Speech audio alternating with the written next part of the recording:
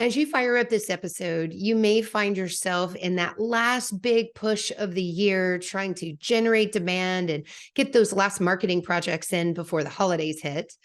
And it could be you may find yourself neck deep in marketing strategy for 2024. What will you include in your plans? What's your budget? All that good stuff that we do this time of year. Well, either way, you'll want to listen in as my guest today, who's an industrial marketer, will help provide his advice on must-dos in both your short-term and your long-term plans. We cover co-marketing, video, social, and why empathy is key to all marketing activities. Let's do this. Welcome to Content Marketing Engineered, your source for building trust and generating demand with technical content. Here is your host, Wendy Covey. Hi, and welcome to Content Marketing Engineered. On each episode, I'll break down an industry trend, challenge, or best practice in reaching technical audiences.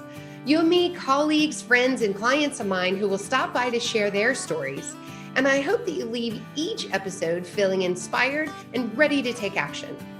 Before we jump in, I'd like to give a brief shout out to my agency, TREW Marketing. TREW is a full-service agency located in beautiful Austin, Texas, serving highly technical companies. For more information, visit TREWmarketing.com. And now, on with our podcast. Hey, everyone, and welcome to another episode of Content Marketing Engineered. I'm joined today by my friend, Eddie Saunders Jr., who's the founder and friend of Speak Friend Consulting. Welcome to the show, Eddie. It's really cool to be back and be able to talking with the OG mascot, Wendy. Yeah, from one mascot to another, man. I'm so glad to have you here. Yeah. And what a time to be talking. So here we are. It's October 2023, and it's crazy right now, Eddie. We have like people talking, are we going to be in a recession? Are we in a recession?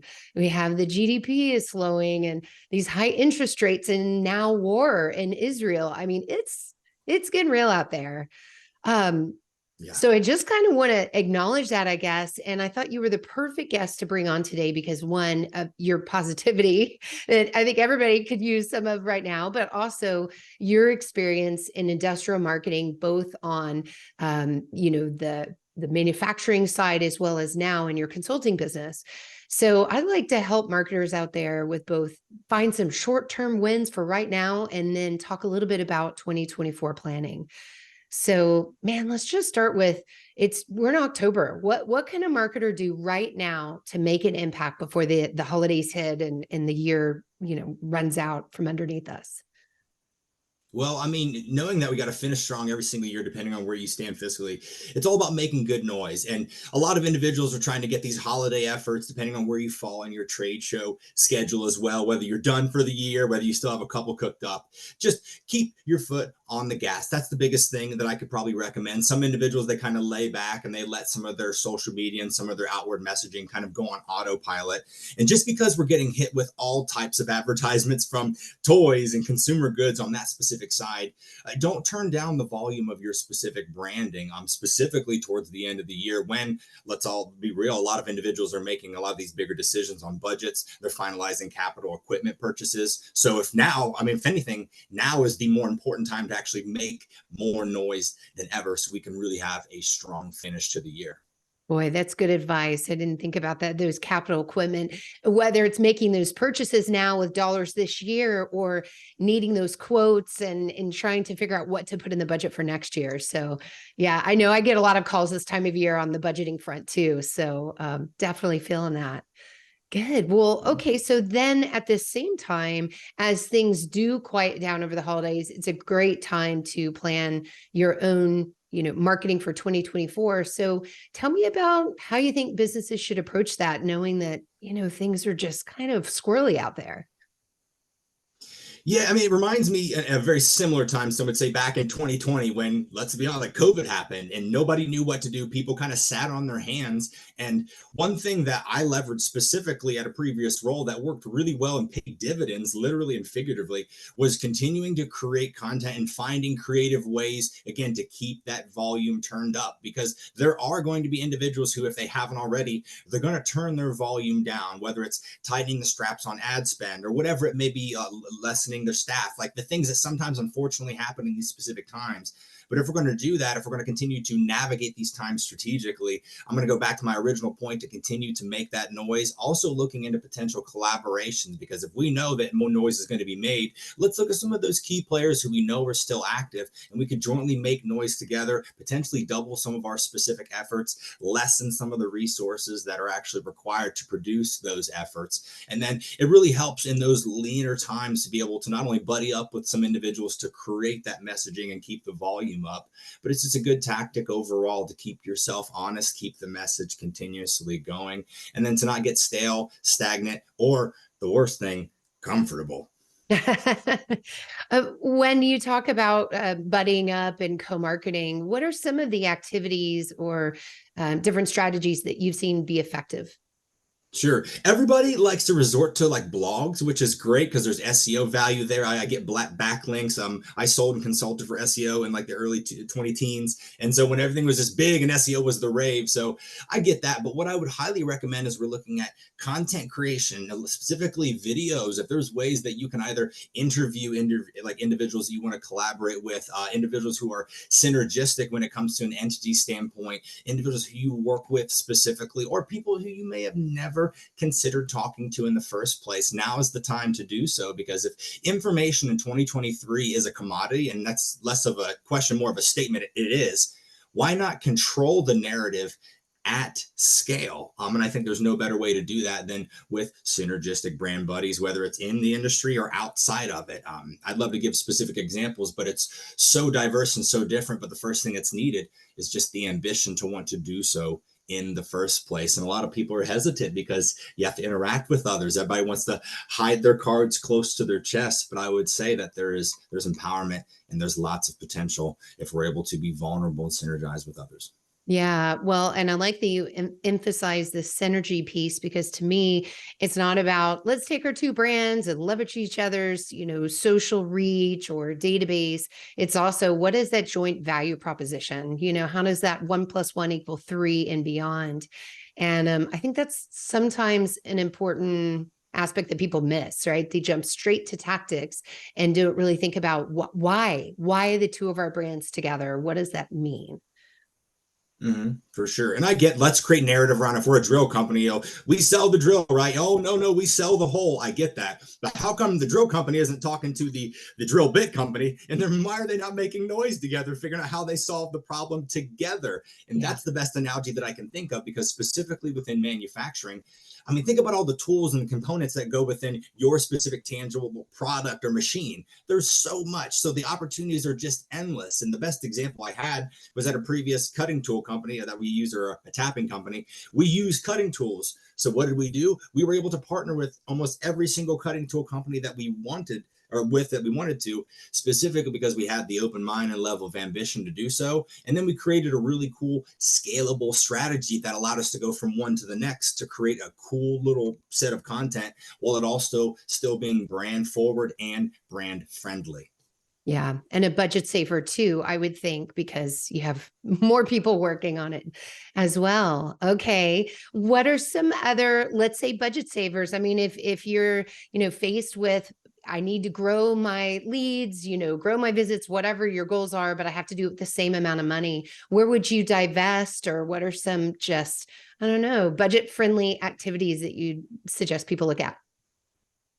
Sure. In times like these where you need people and bandwidth, but it's not exactly within the cards with your resources, I've been seeing a lot of individuals move to smaller based teams, third-party agencies, and or consultants. And I'm not trying to push that just because that's, my venture, if you will, but I'm noticing a specific trend where these manufacturers, they're trying to do a lot with a specific small team member or small teams, but they don't always have the resources to do that and to do all the things that they're set out to do. So one thing that I would say, it's not a dirty or wrong thing to do, but there are plenty of industry experts around, whether it's from accounting to operations, again, to marketing, to whatever it may be. And so there are a lot of these partners out there that can get you from point B to C. And it's a great way to save from having to pay someone, obviously a full-time rate and all those employee overhead options, if you will, but you still are having access to that industry knowledge, wherever it may be. So I would say the use of third-party agencies and consultants and partners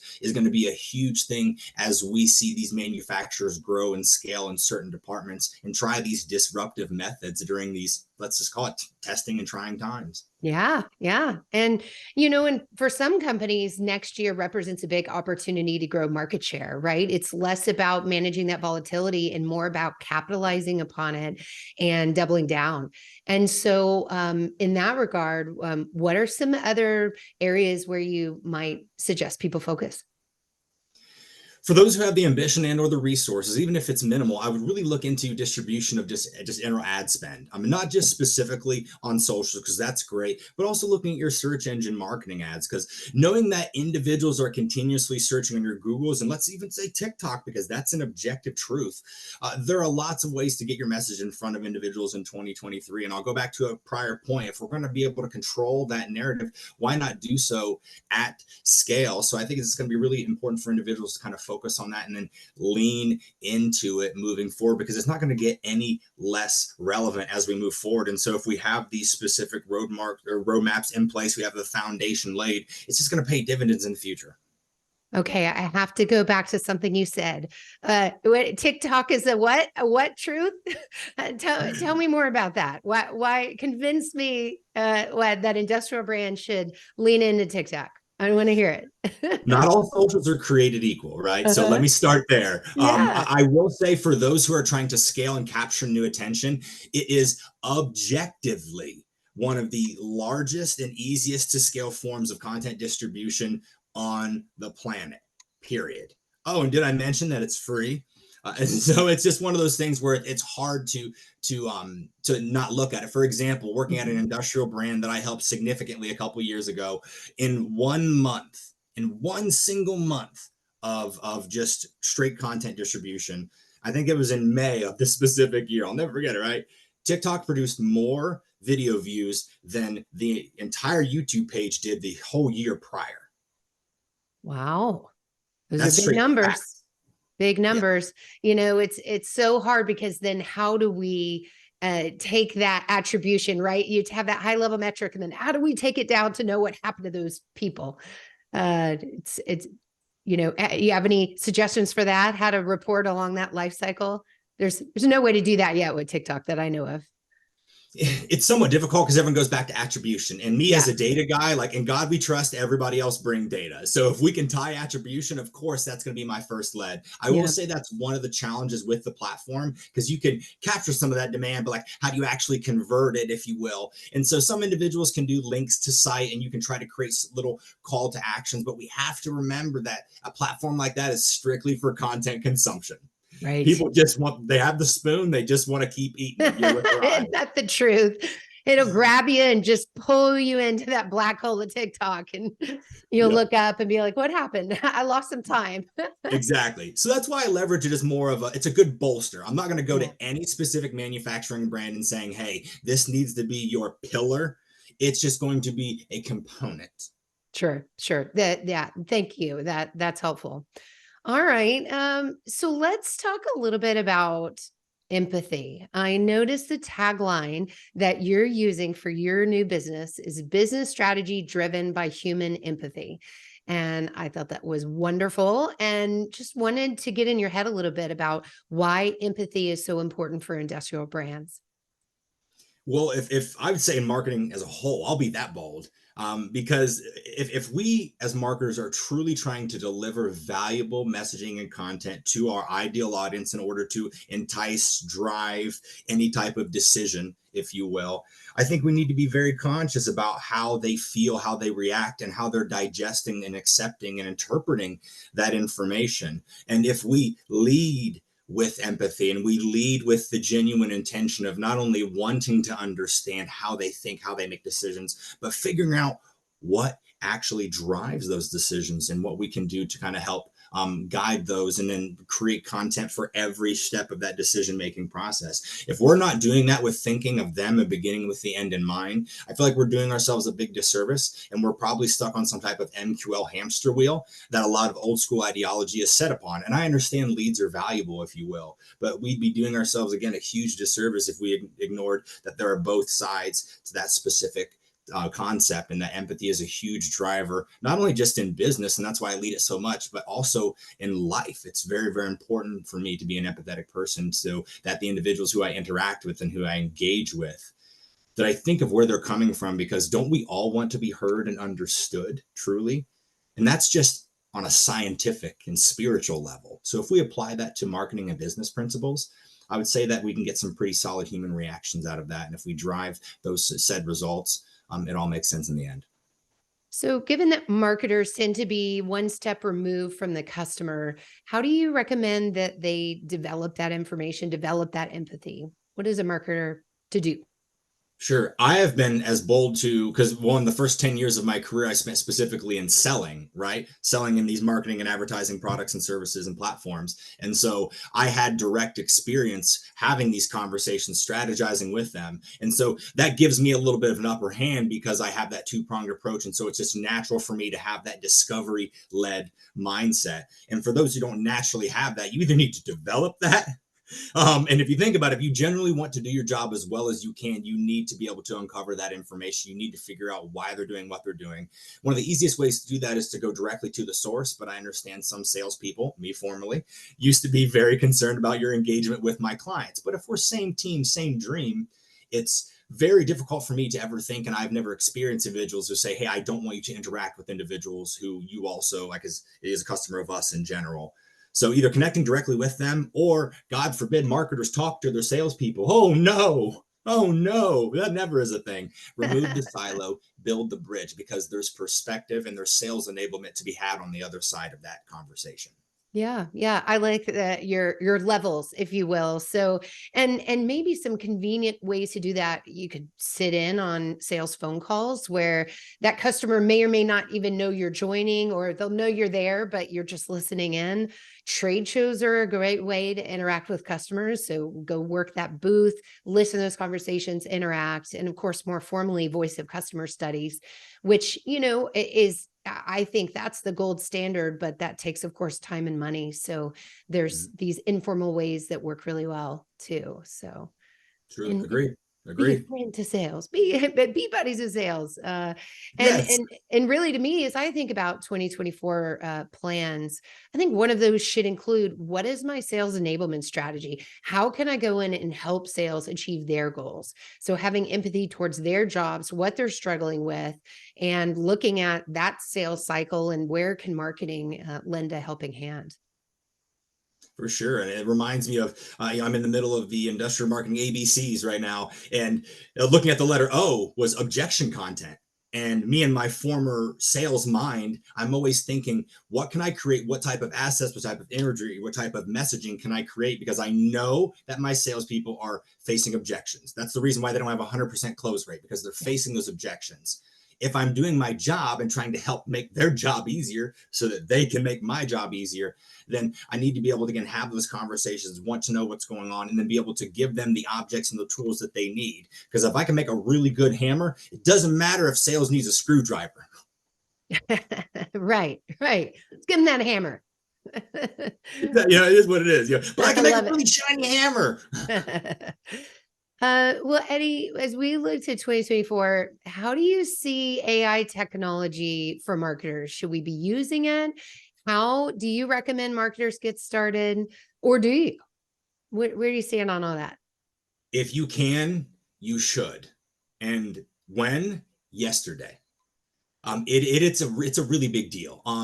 Within the last 13 years, I've been able to see some really cool tools come out and emerge, and a lot of great platforms emerge from all these conversations and efforts, but nothing, and I mean nothing, has intrigued me, has driven me, and has enabled me to just work better, more efficiently, and just overall just a much faster, efficient fashion than using the growing AI tools that exist that are going to be crazy optimized and even better tomorrow. It's unreal the rate at which not only people are adopting it, in other industries, which is crazy. In the industrial world, we need to be able to utilize this. It's being leveraged on the highest levels, but with marketers specifically, it has, is, and will continue to change the game. So tell me specifically, either, I don't know, some tools that you're liking right now, or a type of tasks that you turn to AI tools to perform. No worries, no worries. Well, from a content scaling and strategy standpoint, I mean, there are varieties. Specifically, Opus Clip is an example, which is great. You're seeing it used across all industries, and you're seeing it across all socials as well. Just taking a video, plop it into an AI platform. It pops out a variety of different downloadable clips that you can use at any given time. Super easy. What would take a videographer or a video editor hours to do took a platform 5 minutes or less. Everybody knows Chat GPT, which is fantastic, but people truly don't understand on a higher level the capabilities that can be drawn from it. I have personally written, I don't even know, countless different blog articles, video scripts, and everything using that as a starter. One thing to note, though, if you are going to adopt it, it's not as if you plug in the prompt and it spits out magic. You have to know how to talk to it. But also, you don't use it as a crutch. You use it as a guide, because, of course, everything that I leverage it for, I humanize. It's not robotic, but you have to humanize it. But if you can leverage it and you know how to talk to it, the tools, it's a game changer. Yeah, absolutely. And we've been using a lot of universal prompts to help, here's the persona. We already have that defined. So let's make sure to give that person some substance before you go in and do research or content development or whatever that task is that you're wanting to do. So I like that. Take that human approach there.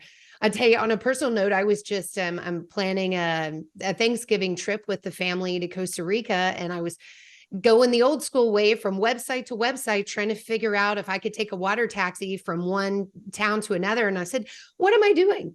I can just go to Claude and ask Claude, and of course I found the answers right away, and even more information. I'm like, oh, I've got to remember to do it this way, not digging on TripAdvisor down to, travel boards from 4 years ago or something. So you get it. And that's why I said it's changing more than just marketing. Marketing just gets really good access to it. So that's just another great example, Wendy. Yeah. Well, good deal. Well, any other advice as we close out the year and look into early 2024? Be bold, be brave, be experimental, and just keep creating. That's it. Love it. Love it. All right, Eddie. Well, speaking of early 2024, I am going to see you in Austin on January 31st, February 1st, and February 2nd for the Industrial Marketing Summit, because you are on a panel about, what's the subject? About building personal branding within the industry, how to specifically leverage it. And even though I don't know the exact title, that's what we're going to be discussing. It's going to be going over me, kind of a little bit of my journey with a couple of other awesome panel members, with an even more awesome moderator and host. But it's great. This is an awesome opportunity for individuals like myself and for other marketers to not only showcase some of the great things that we've been doing, but to provide value to all the other hungry and thirsty minds that are looking for the latest and greatest. Yeah, it's just gonna be so fun to just get together as peers in this space, which is, it's not an easy space, right? And I'm really looking forward to that, just the relationship building aspect of it. And having a Mexican martini downtown Austin with you is going to be fun too. So you better believe it. Make it cold and make it too. There you go. Exactly. Good. Well, if those of you listening haven't learned about the event yet, you can go to industrialmarketingsummit.com to learn more. And I think there's a couple of early bird tickets left. We're almost sold out. So take a look at that. And then separately, Eddie, how can people connect with you and learn more about what you do? Absolutely. Feel free to connect with me on LinkedIn. You can find me at Eddie Saunders Jr. Or if you want to learn more about all the fun adventures I'm going on, check it out at speak-friendly.com. All right. Well, thank you so much for stopping by today. Always a pleasure, never a chore. Thanks for joining me today on Content Marketing Engineered. For show notes, including links to resources, visit truemarketing.com/podcast. While there, you can subscribe to our blog and our newsletter and order a copy of my book, Content Marketing Engineered. Also, I would love your reviews on this podcast. So please, when you get a chance, Subscribe and leave me your review on your favorite podcast subscription platform. Thanks and have a great day.